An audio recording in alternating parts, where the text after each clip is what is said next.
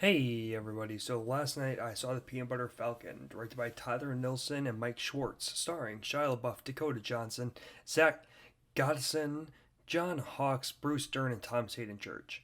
I was not going to see this movie. I was going to see Angel Has Fallen instead, but I am very happy with myself that I chose to see this movie.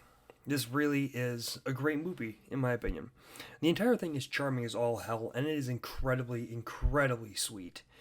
The best part of the movie is Shia LaBeouf and Goslin's on-screen chemistry. Their chemistry on screen is superb, and their friendship really pops off the screen. And LaBeouf is the best I've seen him in a movie in a long, long time. I don't think it's a great performance, but I thought he did a great job with his character and what he was asked to do. Dakota Johnson does a good job as well. I want to see her crawl out of the shadow that was the 50 Shades of Grey franchise, and this is a great step in the right direction to her becoming a really, really good actress in Hollywood. I also love the story in this movie. I like to see stories that explore different people and different cultures and show what they're going through. And Zach's coming of age story about trying to become a wrestler was great to see develop on screen. There was no third act riff in this movie between the characters, and when it seems like one is about to come, the story subverts itself and goes against the cookie cutter trope that you're expecting and keeps the story happy, and it works incredibly well. There are very few moments where you feel sad or bad for Zach. The story doesn't want you to. It doesn't want the story want you. The story doesn't want you to feel bad for Zach. It doesn't want you to even know that he has autism or that he's on the spectrum. They want you to see a regular person going out there and being himself. That's what the story's about, and that's what this entire movie says to the audience. It never asks you to feel bad for anybody. It you believe that ever it's meant to believe that Shia LaBeouf's character accidentally killed his brother in a drunk driving accident, but it never really delves into that because the story's not about him. But at the same time, it doesn't dwell on that because it doesn't want you to feel bad.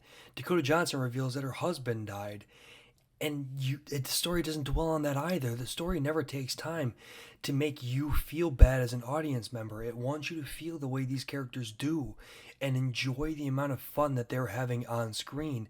And that's what this movie's all about. It's all about having fun. The script is funny, it's witty, it's heartwarming, I really don't know what to say about this movie. I sat here and tried to write a script for 10 minutes and I couldn't think of what I wanted to say because this movie was just so overwhelmingly happy and charming, and I don't have much to say negatively about it. It's one of my favorite independent movies of the year. It might be one of my favorite movies of the year when it comes down to it. It's not something you're going to write home about. It's not a once upon a time in Hollywood or Avengers Endgame for me.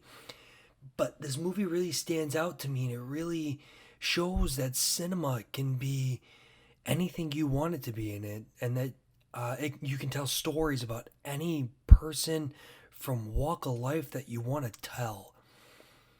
And this movie it's hopeful for everybody that watches it. I don't know what I'm going to rate this movie. I didn't think about it enough because I don't know if I want to rate this movie. But I think I'm going to give it oh, man. I don't know. I think I'm going to give the Peanut Butter Falcon and this is bad radio. I'm sorry. I think I'm going to give the Peanut Butter Falcon an 8.5 out of 10. There's nothing for me to complain about. The only things that I would think about complaining about are just budgetary limits because it's an independent film. That's about it. There's really nothing to say about this movie. I feel confident with that 8.5, and I feel confident suggesting that you go out and see it or try to redbox it, but see this movie eventually somehow. Support smaller independent movies like this.